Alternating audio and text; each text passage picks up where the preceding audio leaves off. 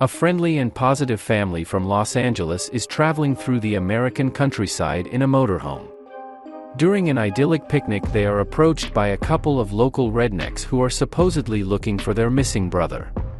Showing wonders of diplomacy, the head of the family drives away the uninvited guests, but on the way he encounters them again. The guy's car broke down. Our heroes are forced to agree to give one of them a ride to the house where his other family members live, but this decision will be fatal. Attempts to deconstruct and reinvent the slasher genre have been made with enviable regularity since its inception, but in the last couple of years the genre has been attacked with redoubled vigor.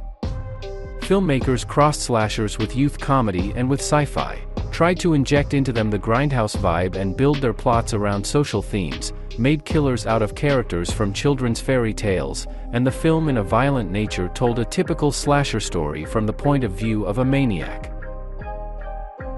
Lowlifes also belong to this trend, but you must be extremely cautious when talking about this movie. This slasher is based on one single trick, and if you spoil it in advance, it will deprive the movie of much of its charm. It's not a new trick, and it's not used in the most clever and graceful way, but it still works and makes Lowlifes one of the most successful movies on the streaming platform Tubi, notorious for its below-average quality thrillers and horror films.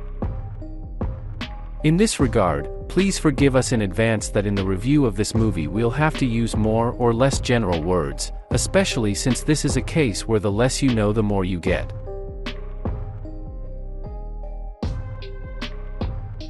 The movie was written by Al Kaplan, who has been working in the horror genre for quite a long time and whose most notable works include the scripts for Zombievers and the series Critters, a new binge. Here he builds the plot around an entertaining twist that allows him to collide city and country, patriarchy and feminism, traditional and liberal values, subtle satire and absurd black humor, but it should be noted that Kaplan doesn't seem to have a specific position, and he doesn't have the desire or the courage to spin the potential of his story to its full potential. However, in the end the screenwriter finds a common denominator, summing everything up to a somewhat toothless, but still universal and quite reasonable conclusion that the main thing at all times has been and will remain is a family. Again, quite an unexpected conclusion for a slasher.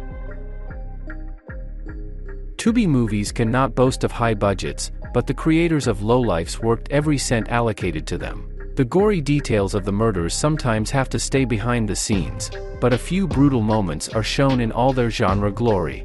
The cast is not the most famous, but capable actors, of which Amanda Fix as the daughter from a California family stands out.